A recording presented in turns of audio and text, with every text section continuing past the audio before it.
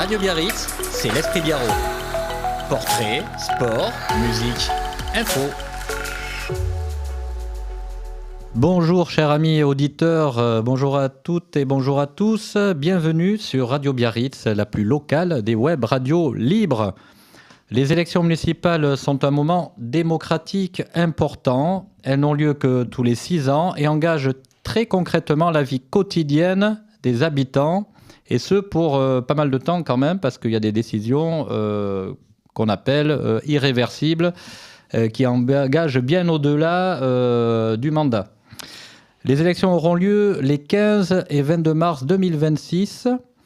Alors, ce que je voudrais vous rappeler à nos auditeurs, et je le rappelle à chaque vidéo, c'est que les élections municipales n'élisent pas uniquement un maire, et même c'est pas le but. On élit une équipe municipale qui désignera le maire une fois élu. Et en même temps, on a une double action, c'est que on élit les conseillers communautaires, voilà, dont les décisions à l'échelle de l'agglomération ont un impact de plus en plus important et direct sur la vie des Biarros. J'espère qu'on pourra en parler. À Radio Biarritz, nous avons fait le choix de recevoir l'ensemble des candidats à la mairie dans un cadre strictement identique. Même durée, même thème, même règles. En un mot, dans un esprit de pluralisme et d'équité. Voilà, on est détendu sur Radio Biarritz, donc vous inquiétez pas. Mais les sujets que l'on va traiter sont les sujets sérieux et, comme je l'ai dit précédemment, qui engagent vraiment les habitants. Notre objectif est simple, permettre aux Biarros de mieux connaître les personnes qui vont conduire la ville pendant les 6 prochaines années. Aujourd'hui, alors là, c'est la première, parce qu'en fait, vous êtes la première équipe que je reçois dans le cadre de ces municipales. Donc, c'est la liste Biarritz-Berry. Donc, on va voir en quoi vous allez renouveler un peu la gouvernance, voir la vie à Biarritz, pour les Biarros. Donc, merci à tous les trois. Donc, c'est vrai qu'on n'est pas habitué à recevoir justement des membres de la liste. Généralement, on reçoit le candidat. Voilà. Et donc, je suis ravi que ce soit une première. J'espère que c'est une première internationale. Voilà. Et déjà, vous allez vous présenter, parce que j'ai pas beaucoup trouvé d'infos sur vous. Et donc, du coup, vous allez commencer à vous présenter pour que nos auditeurs comprennent qui vous êtes et ce que vous faites dans cette liste et pourquoi vous êtes là aussi. Alors, on commence... Allez. Donc, je suis Beñat Jauregui, donc Biarro, né à Biarritz et habitant Biarritz. Juste un petit rappel sur la liste, c'est Biarritz-Berry avec et pour les Biarros. Voilà, ça c'est le nom officiel. D'accord. Et on y tient. Ah, mais c'est important, c'est important. Je reprends. Donc oui, donc j'habite Biarritz, c'est sur la partie élection municipale et communautaire. Moi, je m'intéresse à la politique depuis très longtemps. Et là, dans cette expérience-là, ce qui m'a beaucoup plu, c'est qu'on changeait de façon de faire. Et notamment, on va y revenir tout au long de l'interview, mais c'est ça qui m'a intéressé, qui m'a poussé à rejoindre Biarritz-Berry. Et notamment aussi, notre aspect, c'est l'arrivée de l'extrême droite. Pour moi, c'est aussi important, qu'il s'agisse du conseil municipal où certains ont assisté à certains meetings, ou le fait que des salles et des actionnaires aussi soient rentrés au BOPB, où je suis abonné. Donc pour moi, c'est quelque chose d'important. Et donc voilà, ça a suscité mon envie, en tout cas, de cette aventure Biarritz-Berry avec et pour les Biarros. Que faisiez-vous dans la vie civile ? Alors moi, je suis conseiller entreprise actuellement. Ouais. D'accord. Ouais. À Biarritz. Oui, dans les environs, ouais, à Bayonne. À Bayonne. Oui. Bah, j'espère qu'ils vont bien s'en sortir aussi dans les municipales. Voilà. Après, on peut toujours les interviewer à Radio Biarritz. On n'est pas sectaire, on est très étendu. Donc, on va passer la parole à la seule jeune femme de l'Assemblée, on va dire. Bonjour, moi je m'appelle Valcy Boilevin, j'ai 32 ans, j'habite à Biarritz depuis 6 ans et je suis écologue marine, en fin de thèse en écologie marine plus exactement. Donc je regarde tout ce qui est protection de l'océan. L'océan, c'est ma passion. Et je voudrais aussi ajouter que je suis cofondatrice d'une jeune entreprise dans l'économie sociale et solidaire. Donc tout ce qui est quantification et réduction des impacts environnementaux et sociaux chez les industriels. Voilà. Très bien. Disons, voilà. Et ben moi, c'est Nicolas Dussert. J'ai 42 ans. Dans le civil, je suis donc psychiatre. J'ai rejoint Biarritz Berry à l'été dernier, au moment où le collectif s'est monté, au moment où on a décidé d'aller présenter une liste pour les élections municipales et communautaires. Et moi, ce qui m'a motivé à rejoindre ce mouvement, c'est vraiment l'attrait pour le collectif et l'action collective qui fait beaucoup de bien en ce moment, dans une actualité quand même locale, nationale, internationale, qui est hyper anxiogène et qui m'a beaucoup travaillé ces dernières années. Donc là, c'était l'occasion de rejoindre un collectif, de se mettre en mouvement, de rencontrer des citoyens, des citoyennes qui, comme moi, ont cette préoccupation. Donc c'est très riche. Et puis, de fil en aiguille, on arrive sur une liste pour les municipales. Donc tout va bien pour le moment. Bon, oui. Oui, je voulais aussi excuser parce qu'on devait venir à 4 avec une autre dame, donc Aude, qui devait être là, mais qui a eu un décès dans son entourage, donc du coup, elle n'a pas pu venir. Voilà, Alors, on parlait tout à l'heure que vous veniez représenter la liste, oui. Mais est-ce que vous avez déjà une tête de liste ? Oui, ça a été officialisé le 18 décembre dans une conférence de presse, justement sur le fait que on a procédé à des élections sans candidat. Et donc, c'est Anna Escoura qui mène la liste Biarritz-Berry avec et pour les Biarros. Donc, c'est vraiment volontairement que vous êtes venu sans votre tête de liste pour montrer un peu la différence déjà ? Tout à fait, et par le fait aussi qu'elle elle a été beaucoup sollicitée aussi. Et donc, nous, on considère aussi que le faire de la politique, c'est aussi prendre soin de soi. Donc, on a aussi décidé que, on allait montrer le fait que ce que l'on vit en interne, on pouvait le montrer aussi en externe. Et puis vous allez montrer aussi qu'il n'y a pas que la tête de liste qui connaît son sujet. Exactement. Voilà, c'est quand même c'est important. Tout à fait. Voilà, donc justement, on va continuer un peu à creuser. Qu'est-ce qui a, par exemple, vous a conduit à vous inscrire en politique en fait ? Est-ce qu'il y a eu une situation particulière un moment récent ou moins récent qui vous a dit non, maintenant j'en peux plus ou j'ai envie d'agir qui c'est qui commence pour répondre à cette question ? Allez, j'y vais. Allez, vas-y. Alors moi, je suis politisée quand même depuis plusieurs années. C'est vrai que je suis beaucoup la politique nationale et locale. Et là, en fait, j'ai rejoint donc, le collectif en août 2025. Et je ne pensais pas être candidate avec Biarritz Berry. En fait, c'est lors de ces élections sans candidat, sans candidate.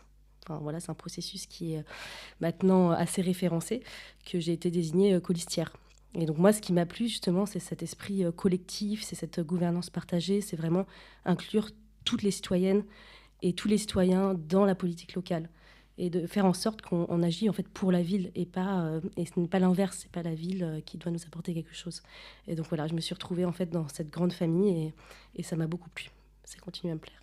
D'accord, donc c'est la volonté de s'engager, pas forcément parce que vous étiez face à une problématique environnementale, par exemple, incroyable et que vous ne voyez pas les choses avancer. Ah si, comme oui. Alors, un exemple. Les problématiques, déjà, moi, tout ce qui est érosion démocratique à l'échelle internationale et nationale, ça me touche énormément. Je trouve que la politique aujourd'hui, elle est quand même très verticale. Et justement, amener un petit peu cette horizontalité, c'est très important, surtout en politique locale. Et après, effectivement, moi, ce qui me touche énormément, ce sont les enjeux environnementaux. Et Biarritz a des problématiques environnementales. Et je ne dis pas que, il y a des choses qui ont été faites, mais en tout cas, moi, j'ai envie d'apporter mon expertise là-dessus. Et sur la justice sociale, évidemment. On va en parler de la précarité, notamment. Allez. Ouais, moi je veux bien enchaîner.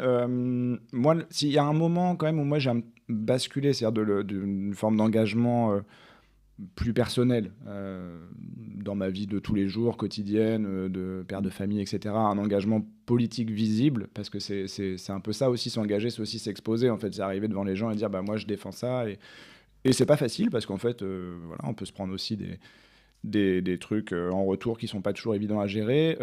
Moi, ça a vraiment été le moment entre les élections européennes et la législative anticipée, du coup, en 2024, ouais, ça remonte déjà, où là, quand même, ça a fait vraiment bizarre de se dire on va peut-être se retrouver avec une assemblée Rassemblement national majoritaire.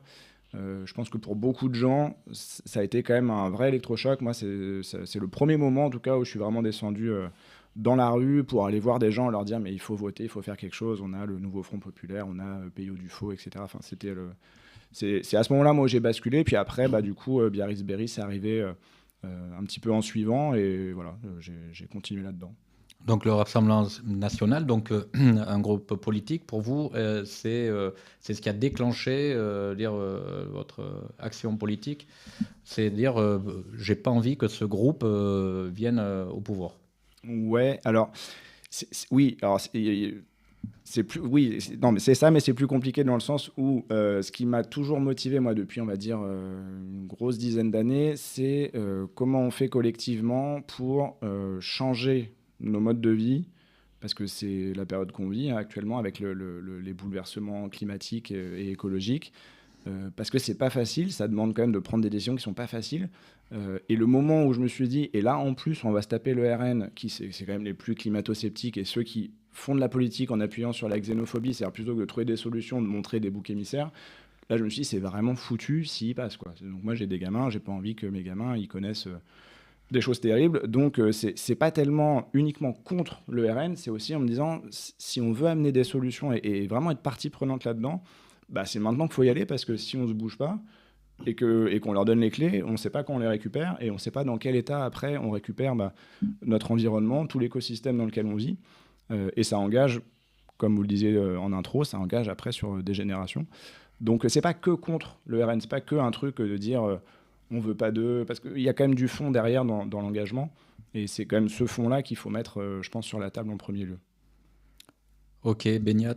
Oui, alors moi, comme je disais, ça fait longtemps que je m'intéresse à la politique, et le premier élément déclencheur de l'intérêt sur la politique, c'était l'élection de François Mitterrand, donc c'était il y a très longtemps, en 81, et ensuite, bien sûr, un petit peu le même type de phénomène, c'est qu'à l'adolescence, au lycée ici à côté, à Biarritz, c'était les manifestations contre Devaquet, c'était le SOS Racisme, c'était la création du syndicat aussi lycéen, la Fidèle, à laquelle j'ai participé au lycée.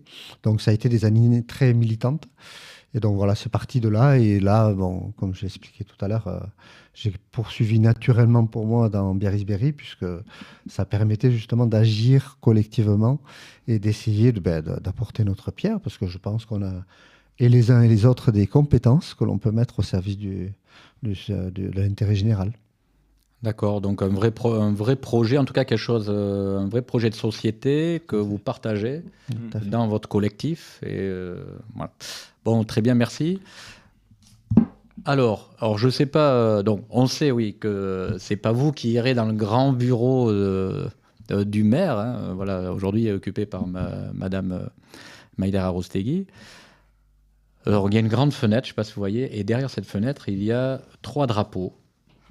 Donc, et ces 3 drapeaux, c'est vrai que nous, les bureaux, on les voit tout le temps. On voit la façade avec ces 3 drapeaux. Alors, à vos yeux, que symbolisent-ils, en fait, et qu'est-ce qu'ils disent de votre vision de l'identité biarrote, s'il y en a une, de la représentation de tous les habitants?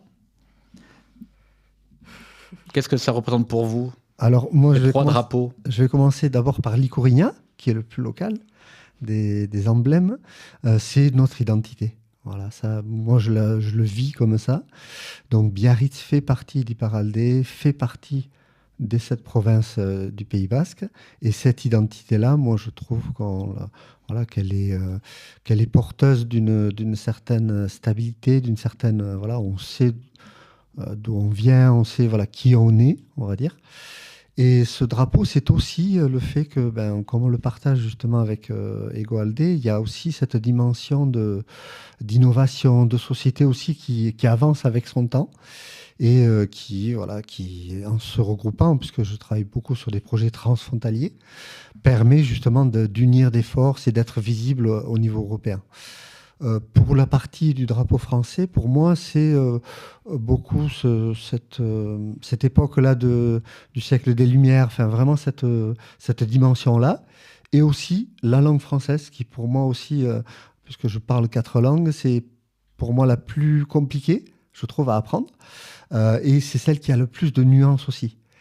Et un vocabulaire aussi riche aussi amène souvent une pensée beaucoup plus nuancée, qui est plutôt ma philosophie de vie. Voilà, et qui était la langue diplomatique par excellence jusqu'à très récemment. On l'a oublié, ou certains l'oublient. Tout à fait. Et on a connu des moments diplomatiques effectivement marquants. Très bien. Voilà. Et le drapeau européen, pour finir, donc, c'est celui qui élargit à ce côté rencontre des territoires, des cultures, des langues européennes. Et pour nous aussi, porteur d'espoir aussi pour le Pays Basque, pour arriver à sauver cette langue qui est probablement l'une des plus anciennes d'Europe. Donc, c'est cet espoir, en fait, d'arriver à ce que les différentes personnes construisent, même s'ils ont chacun leur identité, ils construisent ensemble un espace dans lequel ils ont envie de vivre et de s'épanouir. Très bien. On va reparler de tout ça. Il y a plein de sujets très intéressants. Alors, à moi oui. Allez. Les 3 drapeaux que vous voyez tous les jours. Je vais faire dans l'autre sens. Voilà, comme ça. Je vais commencer par le drapeau européen. Alors, pour moi, ça évoque l'ouverture, un peu plus à l'international. Ça évoque aussi la mobilité. Donc voilà, le déplacement au niveau de l'Europe qui est un peu plus facilité.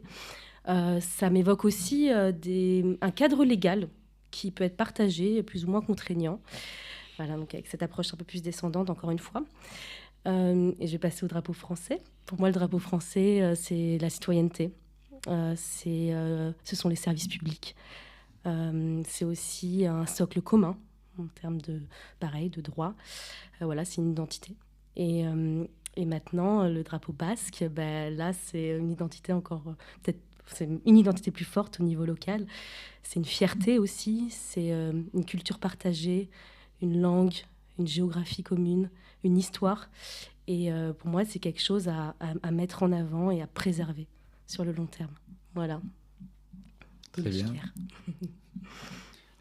Moi, j'ai pas grand-chose à rajouter sur ce qui a été dit. En tant que néo-biarro, moi, je fais partie des jeunes arrivés. Moi, je suis là depuis 3 ans. Peut-être juste de souligner que ce qui fait la particularité de Biarritz-Berry, notre mouvement, c'est justement, en fait, c'est un mouvement qui est très pluriel, avec des personnes qui sont nées ici, qui sont bascophones, qui ont vraiment la culture basque chevillée au corps, des gens plus naïfs comme moi qui arrivent et qui découvrent ça. Et il y a vraiment le souci de la transmission dans ce mouvement pour qu'en fait, les gens qui arrivent connaissent la culture, puissent s'en imprégner, puissent comprendre où est-ce qu'ils arrivent. Et comme disait Beignat, quand on sait où on est et d'où ce peuple et cette région vient, c'est beaucoup plus sain et facile d'envisager l'avenir sereinement. Très bien. Donc en fait, Biarritz-Berry... Avec pour les biarros. Voilà. En fait, j'ai cru comprendre que vous avez une alliance avec les écologistes et avec les Abersalais. Est-ce que, justement, ils partagent cette même vision que vous de la nation, de l'Europe bucolique, le voyage, etc. et, disons, le partage, l'ouverture est-ce que vous sentez qu'ils partagent le même projet de société que vous ? Parce qu'ils risquent d'être sur la liste. Alors, n'oubliez pas qu'il y a des alliances après, au deuxième tour. Je rappelle à nos auditeurs que ce n'est pas si simple que ça. Oui, mais disons qu'en fait, Biarritz-Berry, ce n'est pas une alliance de partis.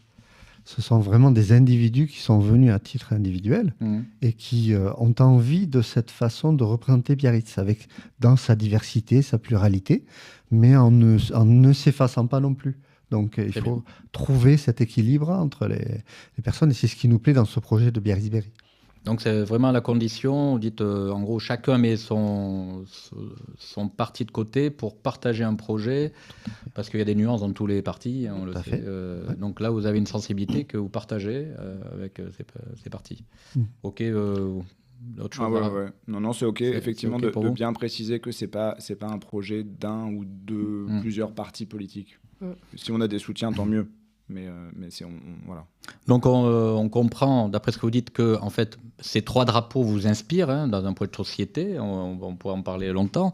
Mais ils peuvent aussi constituer des contraintes soit directes dans la gestion de la ville, mais aussi peut-être avec indirectes, et des contraintes indirectes qui ont des conséquences sur la vie des Biarros, et pas seulement. Donc là, comment vous le percevez ces contraintes? Est-ce que les contraintes, vous voyez un peu de quoi je parle, des contraintes légales, réglementaires? Oui, les contraintes indirectes, c'est celles qui, par exemple, vont contraindre, on va en parler si on a le temps, des producteurs locaux. En ce moment, on en a parlé beaucoup, qui subissent des règlements donc ils ne comprennent pas pourquoi. Ce n'est pas adapté au territoire, d'après ce qu'on peut lire. Donc, c'est ce que j'appelle des contraintes indirectes qui vont avoir une influence si, je l'espère pas, mais il n'y a plus de producteurs locaux, ça a un impact sur les citadins. Oui. Donc, vous voyez, donc c'est indirect, mais c'est un impact direct. Donc, est-ce que pour vous, c'est pas un problème? Vous avez déjà la solution pour dire, nous, on va peut-être. De toute façon, toutes ces contraintes réglementaires font que on va essayer de trouver des solutions. Et une des pistes, en tout cas, que nous, on travaille, c'est pour ça il a évoqué, Nico, le fait d'avoir Peyo Dufaux comme député. C'est forcément là que va se faire la loi, s'il faut la changer. Et ensuite, les députés européens également, pour essayer d'influer sur la réglementation qui est souvent aussi européenne. Oui. Donc, forcément, on essaie d'avoir ce type de relation avec d'autres personnes pour collectivement essayer de porter une autre voix. Et on a vu que sur des thématiques qu'on évoquera, le logement par exemple, ils ont eu une grosse influence et on espère qu'ils vont poursuivre dans cette voie-là, quoi. Très bien. Bon, on apprend bien à vous connaître, à savoir ce qui vous anime, c'est parfait, hein. C'est passionnant. Donc, bon, je suppose que vous avez un programme défini, en tout cas élaboré. Vous avez fait un diagnostic un peu de la situation. Biarritz jouit d'une notoriété et d'atouts incontestables, on est d'accord? Oui. Oui. Voilà. Selon vous, donc, quels sont aujourd'hui les problèmes majeurs de Biarritz et celui qu'il faut traiter en priorité? Qui se lance? Allez. Alors, nous, ce qu'on identifie, on n'en a pas parlé encore, et c'est vrai que c'est aussi le cœur de notre mouvement et un peu de cette mobilisation à travers Biarritz-Berry. C'est quand même l'envie de faire de la politique autrement. Quand on discute, parce qu'on l'a beaucoup fait dans la rue avec les Biarrottes et les Biarros, ce qu'on entend, c'est les choses, elles se décident en dehors de nous, sans qu'on soit vraiment consulté, concerté, sans qu'on ait même parfois, ne serait-ce que les informations nécessaires à la compréhension de certaines situations. On pourra détailler des cas précis. Donc ça, déjà, ce problème de gouvernance très verticale, très opaque, c'est vraiment un constat que nous, on a fait, qui fonde notre engagement et qu'on a pu, entre guillemets, vérifier en allant au contact de nos concitoyens et concitoyennes. Ça, c'est vraiment quelque chose qui est au cœur de notre projet et qui va irriguer tout le programme et l'action qu'on aura dans les 6 années à venir. Après, le constat qui est partagé aussi, pas que par nous, parce que je crois que tout le monde en parle et c'est vraiment devenu une urgence presque vitale ici, c'est le logement. Donc ça, je pense que peut-être Benoît, tu veux rajouter... Oui, effectivement, c'est le constat qu'on a fait dans l'état des lieux que l'on a produit. On a vu que de 82 à 2022, on a eu une production de logements très importante, plus de 40%, on est à 44% de nouveaux logements. Et malgré ça, on a perdu des habitants dans le même intervalle de 40 ans. Qu'est-ce qui se passe? C'est qu'en fait, on a un très gros développement de la partie des résidences secondaires qui s'est développée et qui a plus que doublé, alors que la résidence principale a augmenté uniquement de 25%. Donc c'est là qu'on a ce fameux luxe biarro qui est qu'on a autant de logements que d'habitants. Donc on pourrait chacun habiter dans un logement. C'est quand même une certaine forme d'absurdité. Et donc là-dessus, forcément, nous on considère que c'est une urgence. Et d'ailleurs, on a considéré dans notre programme que c'est la priorité numéro 1, budgétairement. Et donc, on va se lancer un défi important de produire 1000 logements sur les 6 ans, avec pour des réalisations très concrètes qui seront, on va déjà essayer de favoriser le logement à l'année en diminuant le nombre de nuitées possibles pour le logement saisonnier, donc de passer de 120 à 90 jours, puisque ça, c'est réglementairement, justement, dans les mains de la mairie, qu'on pouvait le faire, qu'on ne l'a pas fait jusqu'à présent et que nous, on le fera dès le lendemain de notre élection.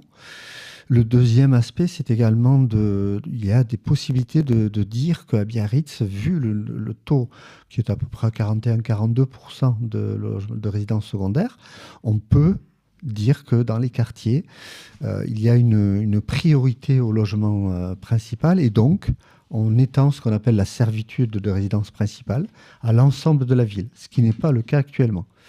La partie intérieure des terres est soumise à cette servitude de résidence principale, mais la partie qui est côtière, également Aguilera, on y reviendra dans le dossier Aguilera, on peut encore construire des résidences secondaires.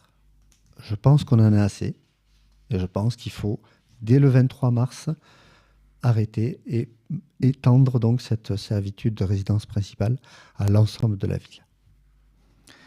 Et donc, que faites-vous justement de cette loi SRU qui en fait contraint la ville, mais elle peut payer une amende aussi si elle ne peut pas. Pensez-vous que Biarritz peut atteindre cet objectif des 20%, 25%, je crois que c'est, de logement social? Et est-ce que vous faites justement la distinction entre... parce qu'en construisant, il y a une part de logement social qui est attribuée à la construction. Par contre, qu'est-ce que vous faites de cette idée que la mairie ne dispose pas ne peut pas attribuer à qui elle veut ces logements sociaux, puisque je pense qu'elle doit avoir 20% ou... je ne sais même pas si ce n'est pas 10%, simplement des logements qu'elle peut attribuer au Biarro, et que c'est la communauté d'agglomération, voire la région, voire l'État, si le préfet décide que ça suffit, maintenant il prend la main sur le dossier immobilier. Donc, est-ce que vous pensez qu'est-ce que vous en pensez de cette situation? Il y a plusieurs questions dans cette question, mais la première déjà, c'est de dire est-ce que c'est possible? On peut regarder Bidart, qui est la ville voisine. On était en 2008 à peu près sur la même proportion, c'est-à-dire 11, quelque chose, 11,3, 11,4. On était dans la même situation. Eux, ils sont maintenant, cette année, ils vont atteindre 23% de logements sociaux. C'est la ville à côté, elle a aussi des contraintes et elle arrive quand même à produire du logement social. Alors ça met du temps, mais elle l'a fait. Et c'est ce manque en fait de perspective et de trajectoire pour produire du logement social qui fait qu'on a été placé sous carence. Et effectivement, dans la carence, le préfet a beaucoup plus de moyens coercitifs, donc d'imposer des rachats, des préemptions. Et il prend carrément le pouvoir sur l'immobilier. Et il prend 2,7 millions notamment de pénalités. Mais ce qu'il faut savoir, ce que les Biarros et les Biarrotes doivent savoir, c'est que si on investit dans le logement social, on ne paye pas cette pénalité. D'accord. Alors, ma question... Et c'est arrivé en 2023, mais 2024-2025, non, parce qu'on a arrêté d'investir. Et justement, quand on cherche, par exemple, à préempter, il y a déjà une trentaine de biens qui ont été préemptés, justement, parfois sous l'obligation préfectorale. Et donc, ces biens-là vont pouvoir générer ce fameux logement social. Et quand on dit, on se posait la question de savoir quelle était la marge de manœuvre pour attribuer au Biarro, mais si, on a des marges de manœuvre Pourquoi ? Parce que le logement social, maintenant, concerne 70 à 80% de la population. C'est-à-dire, dans cette salle, déjà, 2 personnes ou 3 qui sont concernées par ça. Donc, ça signifie qu'on peut, les Biarros et les Biarrotes, correspondent aux critères d'attribution de ces logements sociaux. Mais ce n'est pas Biarritz qui va décider, c'est la communauté d'agglomération ou la région. Non, il y a l'État qui a une priorité, mais Parce que c'est la mairie... question des Biarros. Nos auditeurs, en fait, que l'on croise depuis des mois, ils nous disent parce qu'on construit des logements sociaux, mais quand on voit l'attribution, les gens, en fait, ils viennent d'autres communes, voire d'autres régions, occuper 80% des logements sociaux, et donc ça contribue à augmenter la population, et donc du coup on est toujours en déficit de logement social. Et les Biarros sont toujours démunis. Non, je ne partage pas cette opinion. Vous écouterez, y compris la municipalité en place et les services sociaux du CCAS. Ils vous confirmeront qu'il y a suffisamment de Biarros concernés par ces attributions-là, et donc on peut actuellement les attribuer aux Biarros. Là-dessus, je ne suis pas très très inquiet.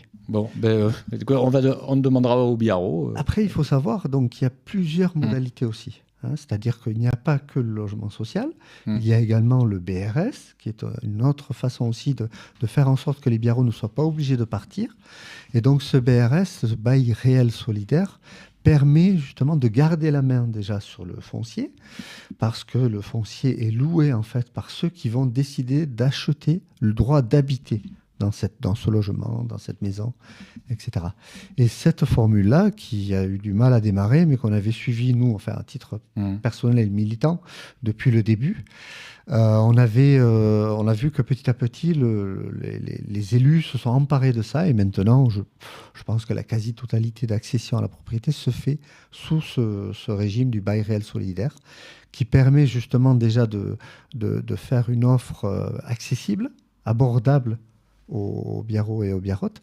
Et ça, c'est forcément quelque chose sur lequel on va insister. Et on travaille pour ça avec des organismes qui dépendent effectivement de l'agglomération, par exemple HSA, mais on peut travailler aussi avec le COL, qui est une coopérative de logement.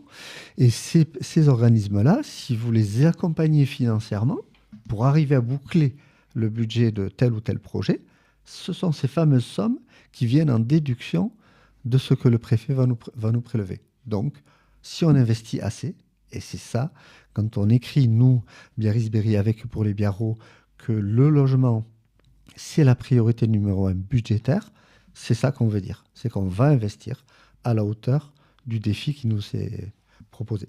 Bon, mais les Biarros, qui n'arrêtent pas de me poser la question là-dessus, vont être contents d'entendre ces paroles, parce que c'est important, le logement, vous voulez dire. Tant qu'on est dans le logement, si vous permettez, on peut aborder Aguilera, avec tous ces projets liés justement à la construction, domaine sportif, qui est quand même cher aux Biarros. Alors, c'est quoi votre point de vue là-dessus ? Et est-ce que vous avez un projet en tête ou pas ? Ou est-ce que, comme vous l'avez dit, c'est quelque chose qui sera délibéré pendant votre mandature ? Alors, ce sera effectivement délibéré pendant la mandature, mais on a d'ores et déjà une position très claire. Aguilera est devenu un problème du logement parce que la municipalité actuelle a décidé d'y construire des logements. Aguilera est une plaine sportive et pour nous, le restera. Hors de question de construire à l'intérieur en plein parking entre l'USP, le Squalarail et le reste des terrains de rugby, etc. C'est une anomalie et ce n'est pas... On ne construit pas des logements, on construit un quartier. Et là, on n'a pas d'unité résidentielle en mettant un bloc au milieu d'enceintes sportives. Donc pour nous, si on construit sur Aguilera, ce n'est pas sur l'enceinte sportive, c'est sur le quartier Aguilera. Et effectivement, ce dont je parlais dans la trentaine de biens qui appartiennent à la municipalité, il y en a, effectivement, rue Laribout, en sortant donc de l'Escalerail en allant vers Anglette, il y a des parcelles qui sont aux mains de la mairie, enfin au travers de l'EPFL, d'un outil financier. Et donc là, il y a possibilité effectivement... Laquelle, par exemple, parcelle autour d'Aguilera ? Oui, quand on sort de l'Escalerail, l'impasse, la rue Laribout, là, qui permet d'aller dans cette impasse-là, dans cette rue-là, pardon, il y a des lots, parce que c'est par parcelle, qui ont été préemptés et qui appartiennent du coup, qui font partie de la trentaine de biens dont je parlais. Et c'est là qu'il faut, parce que c'est déjà construit en logement, là il y a une unité, il y a un quartier, il y a quelque chose d'intéressant. Et sinon, parce que votre projet immobilier est ambitieux, Oui. les autres zones de Biarritz à laquelle vous pensez? Oui, mais c'est là où il y a les autres. Donc il y en a, certains sont plutôt côté Irati, parce qu'Irati, c'est vrai qu'il y a un potentiel assez important, qui est d'ailleurs, comme c'est aussi une zone économique qui est aussi aux mains de l'agglomération, par délégation, hein, puisque toute la partie économique est gérée par l'agglomération. Et donc là, justement, c'est l'occasion de parler du fait que on a l'impression, de notre point de vue de la liste Biarritz-Berry avec pour les Biarros, qu'on est inexistant au niveau de l'agglomération Pays Basque. Et on n'est pas entendu. Il est évident que pour nous, si on est élu à la municipalité, on va réclamer très fortement le fait qu'on a besoin d'exister dans cette agglomération, et notamment pour cette question du logement, par exemple. Il faut absolument que l'on puisse garder la maîtrise, parce qu'il n'y a aucune commune en Iparralde qui a autant de besoins de logement que Biarritz. La crise la plus aiguë, elle est chez nous. Donc il est logique que nous puissions notamment revendiquer la présidence de HSA, cet organisme social justement, pour impulser des projets et faire en sorte que le problème ne se répercute pas sur les autres communes. Parce que si on n'arrive pas à loger les Biarros, qu'est-ce qu'ils ont fait nous? Alors les Biarros, vous venez de dire, il y a une contradiction entre le fait qu'il y a de moins en moins de population, il y a des populations qui achètent des maisons secondaires. Donc, à la limite, on pourrait se dire, bon, la ville n'a peut-être plus besoin d'habitants. Donc, ça veut dire qu'on construit pour faire attirer de nouvelles personnes, c'est ça? Non, c'est pas qu'on construit, c'est qu'on va préempter aussi, on va prendre des biens. La trentaine de biens dont je parle, ils existaient déjà. D'accord. C'est cette capacité budgétaire qui va nous amener à faire qu'ils vont rentrer dans le domaine public. Et pour l'intérêt général, on va y construire des logements pour les Biarros et les Biarrotes. C'est ça la stratégie quand on veut répondre aux impératifs de la loi SRU. Très bien. En tout cas, les habitants bien logés, en tout cas, il y aura les logements, mais autour de l'habitation, il y a bien sûr la vie dans la ville, et ça commence bien sûr par les commerces de qualité, et bien sûr, quelque chose qui me tient à cœur, c'est les producteurs locaux, leur place au cœur de la ville. Alors là quand même... Qu'est-ce que vous avez à me dire là-dessus? Quelle est votre position sur les commerces, quand même, les commerces de qualité dont on a besoin? Et on voit qu'il y a quand même des belles enseignes qui arrivent à Biarritz, pas forcément accessibles à tous, mais quand même, on a quand même des commerces de qualité. Et les producteurs locaux, la municipalité a fait un petit effort, mais quand même, je trouve que c'est bien, mais ils sont encore dans la rue, quoi, en fait, les producteurs locaux. Donc, est-ce que vous pensez à une méthode ou une solution pour... D'abord, est-ce que pour vous, c'est important que les producteurs locaux reviennent en ville, hein, et est-ce que vous avez une solution pour vraiment les installer durablement, en tout cas que ça rentre dans la structure de la ville? Alors, oui, c'est très important. C'est très important pour plusieurs raisons. Déjà parce que, en termes d'impact environnemental, le transport d'alimentation, c'est un impact majeur en termes d'émissions. Après, ça nous permet aussi d'avoir un dialogue permanent avec les producteurs et les productrices locales. Donc, ça veut dire aussi pouvoir favoriser celles et ceux qui vont travailler de manière saine et durable. Et ça va influer plein de choses. Par exemple, la qualité de l'eau. Si on un petit peu plus dans les terres, on met moins de pesticides, d'engrais phosphatés, azotés, etc. C'est tout un écosystème vertueux en fait qui peut se mettre en place. Nous, on veut vraiment se servir, par exemple, en arrivant à la municipalité, du levier de l'alimentation collective, donc les écoles, toutes les structures en fait qui sont gérées à la responsabilité de la mairie, pour vraiment être au rendez-vous de la loi Egalim et aller vers 100% de produits locaux, bio, d'ici la fin du mandat dans toute la restauration collective. Mais on ne veut pas s'arrêter que à ça, on veut aussi former les cuisiniers, les cuisinières, restaurateurs, restauratrices qui le souhaitent à cette alimentation. Ne bougez pas. peut-être plus local, plus durable. Et quand on dit durable, ça veut dire peut-être réduire un peu la partie carnée, aller vers une alimentation plus végétale. Donc ça, c'est un vrai enjeu aussi. C'est pas tout d'avoir des bons producteurs et des bonnes productrices. Il faut aussi avoir des personnes qui ont envie d'aller vers ces aliments-là. Il faut aussi pouvoir les rendre accessibles. Donc on va travailler sur un projet qui pourrait se rapprocher d'une caisse communale de l'alimentation ou de la sécurité sociale alimentaire, comme ça s'est mis en place dans d'autres municipalités. À Montpellier, par exemple, ils ont ça depuis 2022, comme ça, de tête. On veut aussi sensibiliser les enfants dès le plus jeune âge à l'école, justement, à travers peut-être se servir de l'outil de la ferme Héroberry, là, qui a vu le jour, qui est en train de voir le jour, comme un vrai outil aussi d'apprentissage de l'alimentation saine.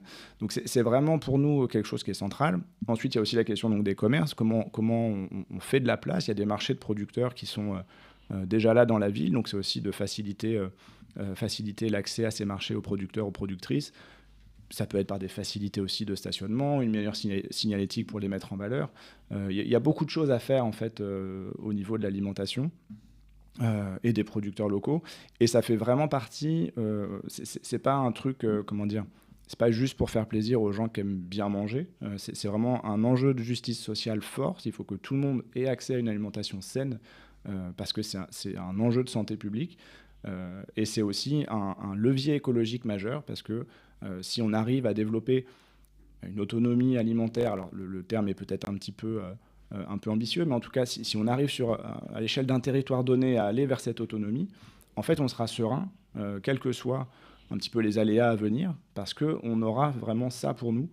Et ça nous renforce aussi sur le contrôle de notre environnement, comme je disais, à travers toutes les pollutions qui peuvent être liées à la fois à la production et au transport des aliments. Ah ben là, on va rebondir justement, pollution. Voilà, donc effectivement, donc merci pour ces solutions en faveur des producteurs locaux. Mais donc, on est toujours dans la qualité, là on parle qualité de vie des biarros, c'est important. L'habitabilité, il n'y a pas que la commerciabilité d'une commune, il y a aussi l'habitabilité. Il y a le côté, on va parler, on peut citer le mot pollution, de la salubrité de la ville, la propreté de la ville. Des eaux de baignade, on est à Biarritz, n'oublions pas, des plages, etc. Est-ce que qui se jette à l'eau, si je puis me permettre? Elle est en bleu. Allez, moi, je prends le large avec ça. Allez. Droit à combien de temps? Parce que là, c'est bon. Vous avez 2 minutes, parce qu'ils ont pris... ils parlent beaucoup, vos camarades. Allez, je vais être succincte alors. Alors, que faire avec la qualité de l'eau, c'est ça? Oui, oui. Plus généralement, c'est un thème important, la propreté de la ville, la salubrité. Mais bon, on est à Biarritz, donc bien sûr, tout de suite, c'est l'eau de baignade, c'est un sujet de discussion important. Mais, oui, très important. Et j'ai commencé à dire que effectivement, c'est une problématique, c'est un problème majeur. Je voudrais quand même souligner le fait qu'il y a quand même beaucoup d'argent qui est investi là-dedans, sur tout ce qui est justement rénovation de nos réseaux par la CAPB. Donc comment faire en sorte qu'il y ait moins de rejets d'eau usée dans l'océan. Maintenant, c'est un travail qui est perfectible et il faut continuer à le pousser, ce travail-là, parce qu'effectivement, on a quand même des pics de pollution, surtout l'été, quand c'est la période estivale. Je voudrais juste aussi dire que au-delà de la rénovation de ces réseaux-là et de passer d'un réseau séparatif à un réseau qui est maintenant quand même majoritairement unitaire, il y a d'autres problématiques. C'est en fait, on a littoralisé énormément les villes, particulièrement sur la côte basque. Quand je dis littoralisé, c'est une forte urbanisation. Biarritz, c'est bétonisé. Et en fait, quand il y a des fortes pluies, par exemple, l'eau ne peut pas s'écouler. Et donc, nous, notre travail, notre proposition, c'est aussi de désimperméabiliser la ville, justement pour que l'eau puisse s'écouler dans les sols et éviter ces rejets, ces pollutions dans l'océan. Il y a ça, il y a tout ce travail de renaturation qui est très important aussi pour éviter les pollutions lors de fortes pluies et au-delà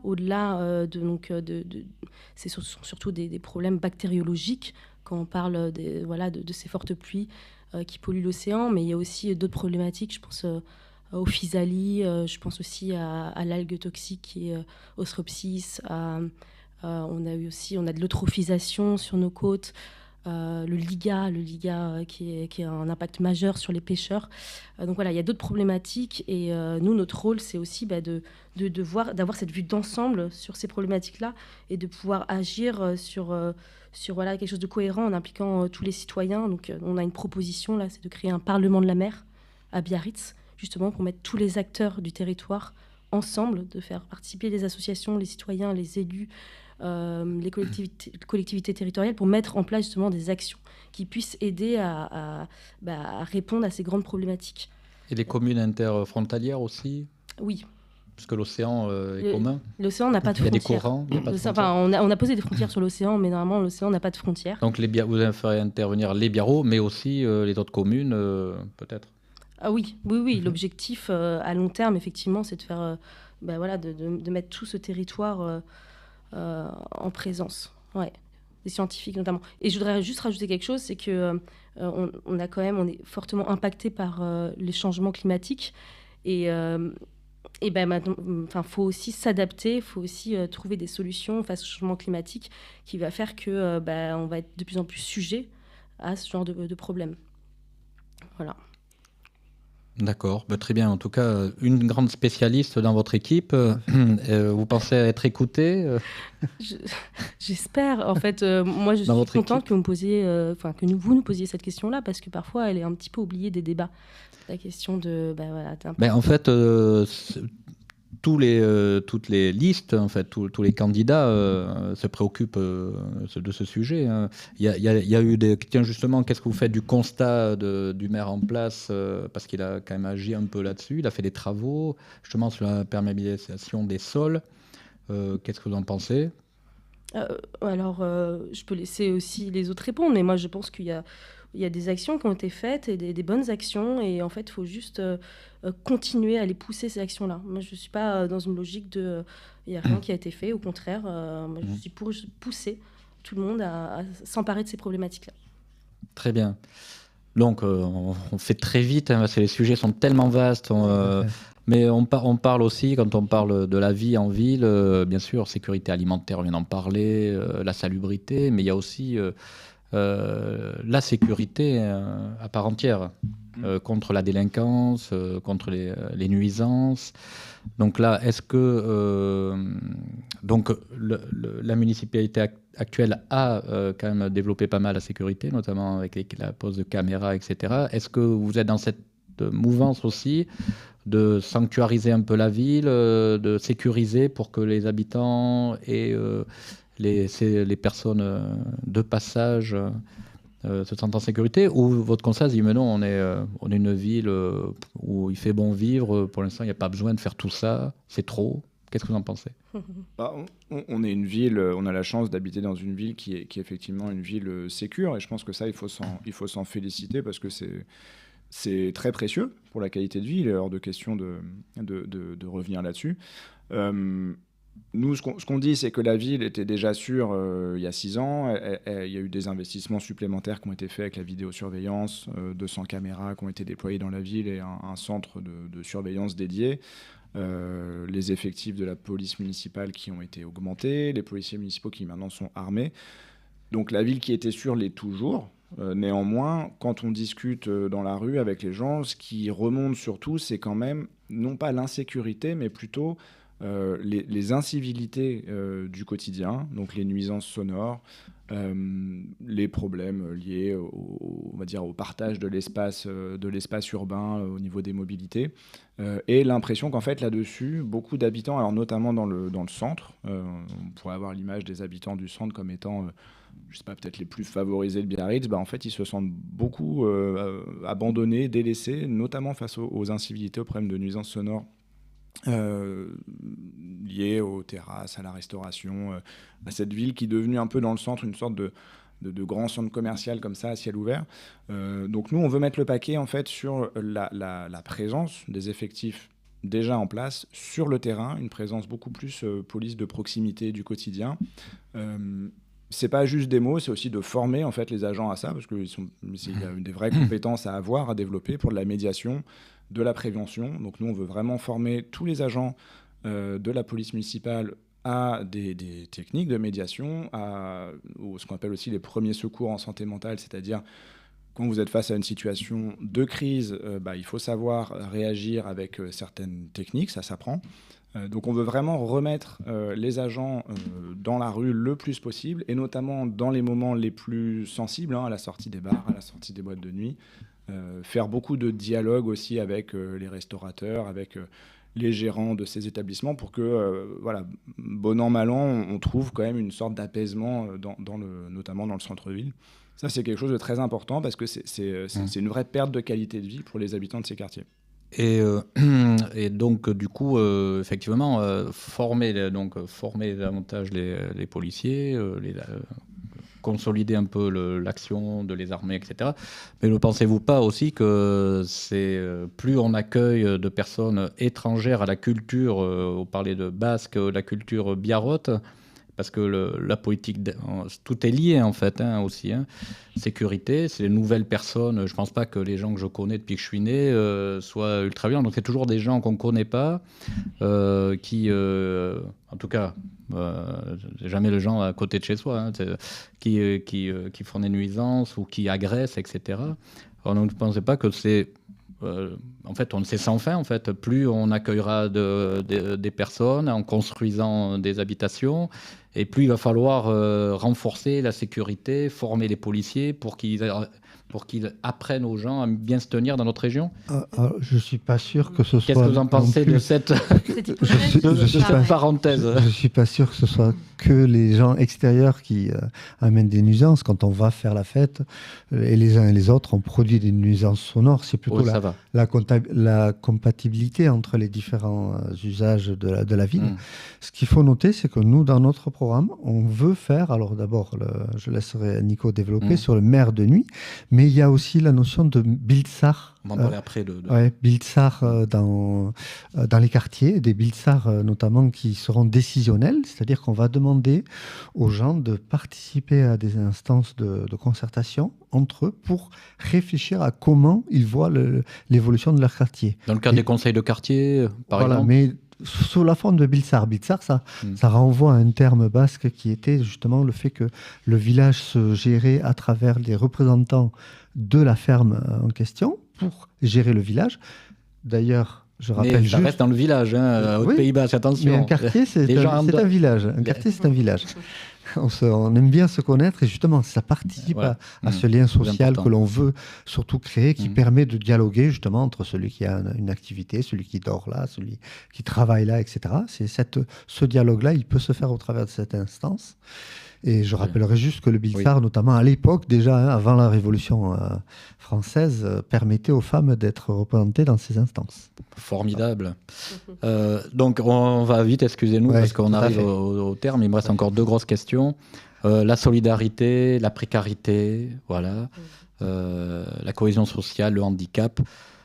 Mais vraiment très rapidement sur ces questions sociales et de précarité, quel regard portez-vous sur l'évolution de la situation à Biarritz ces dernières années, et quelles seraient vos premières priorités d'action si éventuellement vous pensez qu'il y a une urgence à améliorer la situation? Alors on pense effectivement qu'il y a urgence. Biarritz, c'est une ville qui est riche.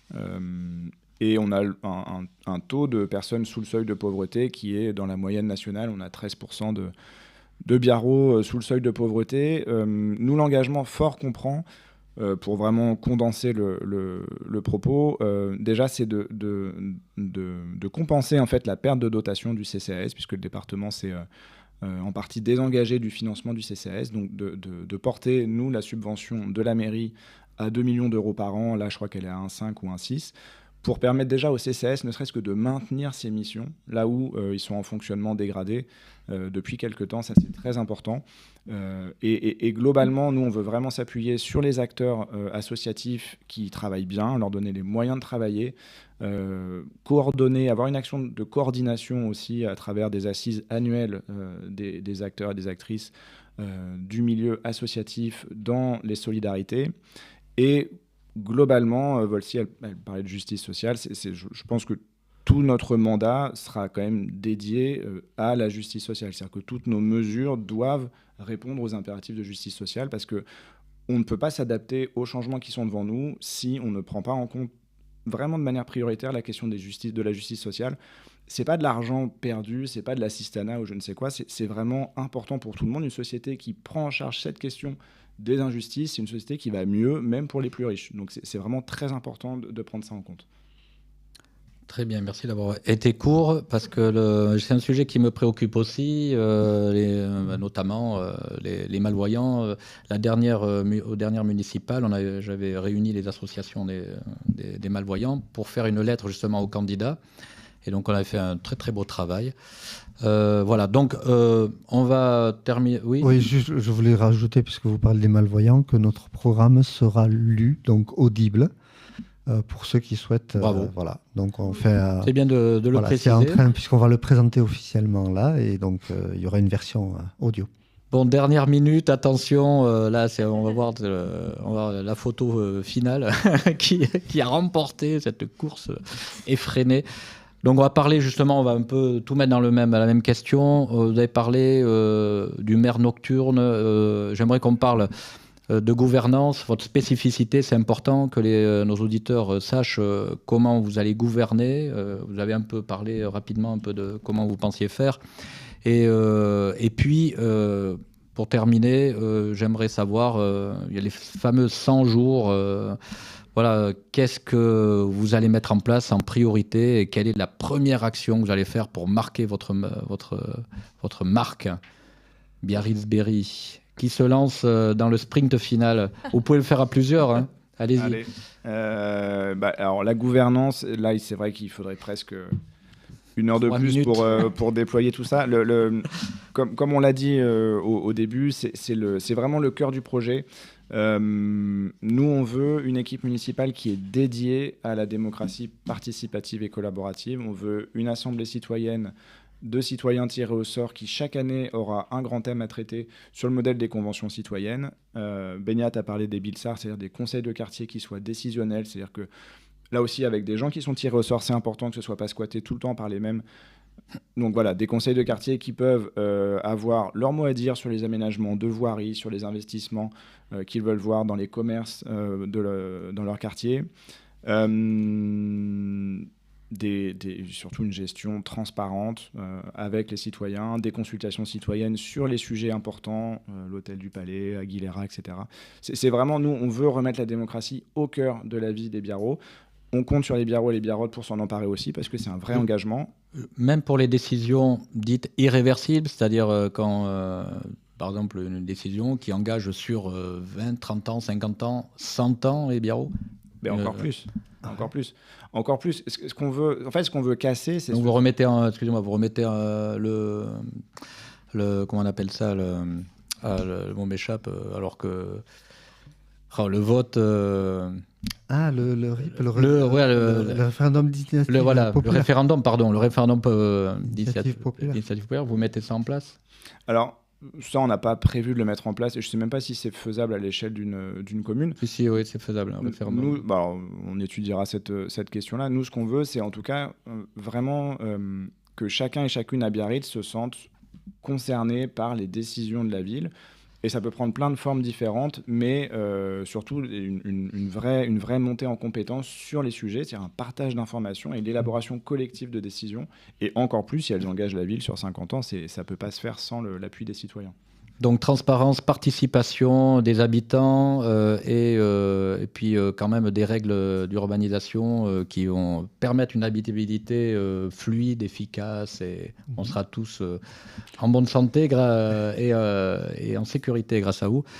Le dernier message pour les Biarros qui ne veulent pas aller voter parce qu'ils ne voient pas l'intérêt, ou les indécis.